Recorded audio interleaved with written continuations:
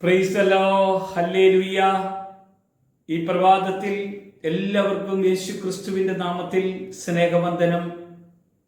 ദൈവത്തിന്റെ വചനം നമ്മുടെ ഹൃദയത്തിന്റെ കവാടങ്ങളെ തുറന്നും നമ്മുടെ ജീവിതത്തിന്റെ അവസ്ഥകളിലേക്ക് കടന്നു വരുവാനും ഇന്നും ജീവിക്കുന്ന ദൈവം നമ്മുടെ അകത്ത് പ്രവർത്തിക്കുന്നുണ്ട് എന്ന് നമുക്ക് കണ്ട് അനുഭവിക്കുന്ന വിധത്തിലേക്കാണ് കർത്താവ് നമ്മെ ഓരോരുത്തരെയും ഈ പ്രഭാതത്തിൽ കൊണ്ടുപോകുന്നത്. റോമാലേഖനത്തിൽ 11-ാം അധ്യായത്തിന്റെ 1 മുതലുള്ള വചനഭാഗത്ത് എന്നാൽ ദൈവം സ്വന്തം ജനത്തെ തള്ളിക്കളഞ്ഞുവോ എന്ന് ഞാൻ ചോദിക്കുന്നു. ഒരു നാളുമില്ല, ഞാനും ഇസ്രായേലിനല്ലോ, അബ്രാഹാമിന്റെ സന്തതിയിൽ ബെന്യാമീൻ ഗോത്രത്തിൽ നിന്ന് ജനിച്ചവനല്ലയോ? ദൈവം മുന്നറിഞ്ഞിട്ടുള്ള തന്റെ ജനത്തെ തള്ളിക്കളഞ്ഞിട്ടില്ല. ദൈവത്തെ ഒന്ന് തിരിച്ചറിയണം. പൗലോസ് എന്ന മനുഷ്യനാണ് ഈ റോമറിന്റെ ലേഖനം രേഖപ്പെടുത്തുന്നത്. പൗലോസ് പറയാണ്, സ്വന്തം ജനത്തെ തള്ളിക്കളയുന്ന ഒരാളല്ല ദൈവം. അടിമത്തത്തിൽ കഴിഞ്ഞിരിക്കുന്ന കാലഘട്ടത്തിൽ അടിമത്തത്തിലായിരുന്ന ഇസ്രായേൽ ജനത്തെ ഫറവോ ഇസ്രായേൽ ആൺകുഞ്ഞുങ്ങളെ എല്ലാം കൊന്നുകളഞ്ഞെങ്കിലും മോശയെ മാത്രം കൊല്ലുവാൻ ദൈവം അനുവദിച്ചില്ല. ഫറവോനെതിരെ എഴുന്നേറ്റ് നിൽക്കേണ്ടതിന്, ശബ്ദിക്കേണ്ടതിന്, ദൈവത്തിന്റെ ശബ്ദമായി മാറേണ്ടതിന് ദൈവം മോശയെ ഒരുക്കിയെങ്കിൽ ദൈവം തെരഞ്ഞെടുത്തവരെ ആർ കുറ്റമാരോപിക്കും? ദൈവം തൻ്റെ തെരഞ്ഞെടുക്കപ്പെട്ട മക്കളാണ് നമ്മൾ. അതുകൊണ്ടാണ് കർത്താവ് ഇങ്ങനെ നമ്മോട് പറയാൻ ഇടവന്നത്.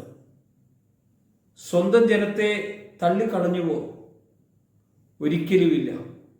തള്ളിക്കളയുന്ന ദൈവമല്ല നമ്മുടെ കർത്താവ്.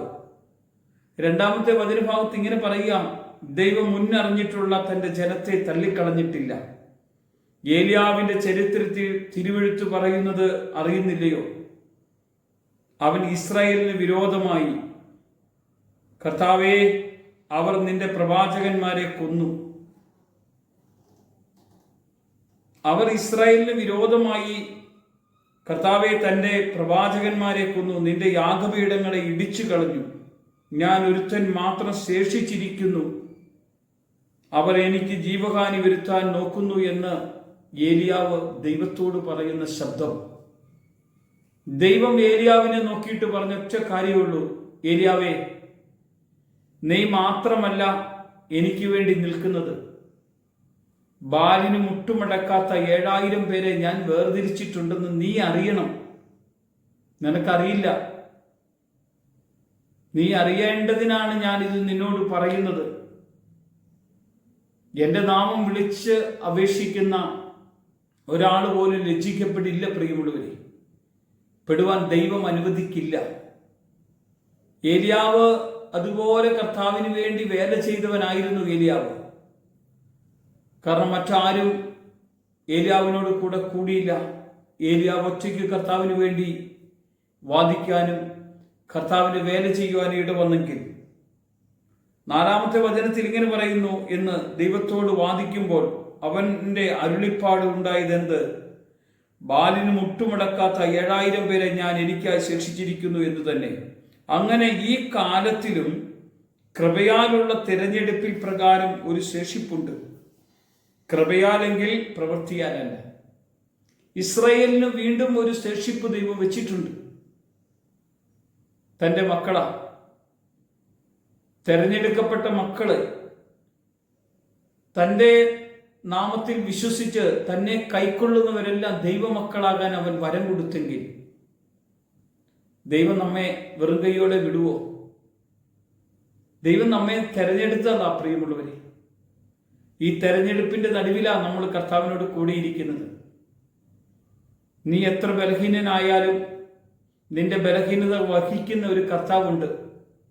നീ എത്ര വലിയ പാപിയാണെങ്കിലും നിന്റെ പാപത്തെ ക്ഷമിച്ച് നിന്റെ പാപം എന്നേക്കുമായി നിന്നെ തുടച്ചു കളയുന്ന ഒരു കർത്താവ് നിന്റെ കൂടെയുണ്ട്. ഒറ്റ വാക്കോ പറഞ്ഞുള്ളൂ, നീ ഇനി പാപം ചെയ്യരുത്, കാരണം ഞാൻ നിന്റെ ദൈവമാണ്. പൗലോസ് പറയുന്ന ശബ്ദം, എന്നെ തെരഞ്ഞെടുക്കാൻ ദൈവത്തിന് കഴിയുമെങ്കിൽ ഞാൻ ദൈവസഭയെ പീഡിപ്പിച്ചവനല്ലോ. ഇത്രയും ക്രൂരനായ പൗലോസ് കർത്താവിന്റെ വേലയ്ക്കായി തന്റെ ജീവനെ വേർതിരിച്ചെങ്കിൽ നമ്മളെയും ദൈവം വേർതിരിക്കാതിരിക്കുമോ? ഒരു നിമിഷം നമ്മളെ ഏൽപ്പിച്ചൊന്ന് പ്രാർത്ഥിക്കാം. നല്ല പ്രവാദം തന്ന ദൈവം തെരഞ്ഞെടുപ്പിന്റെ ഒരു വഴിയിലേക്കാണ് നമ്മളെ ദൈവം കൊണ്ടുപോകുന്നെങ്കിൽ ആ ഒരു അനുഭവവും അഭിഷേകവും നമുക്ക് തന്ന് അവന്റെ കൃപയിൽ നമ്മളെ നിറച്ച് നടത്തണമേ, അഭിഷേകം ചെയ്യണമേ. കർത്താവെ, എന്നെ ബലപ്പെടുത്തണമേ, എൻ്റെ കുടുംബത്തെ എന്നെയും നിന്റെ കൃപയെ നയിക്കണമേ. എൻ്റെ സഭയെ നിന്റെ കരങ്ങളിൽ ഏൽപ്പിച്ചു, എൻ്റെ എല്ലാ അവസ്ഥകളെയും നിന്റെ കരങ്ങളിൽ തന്ന് പ്രാർത്ഥിക്കും. യേശുവിന്റെ നാമത്തിൽ തന്നെ ആമേൻ.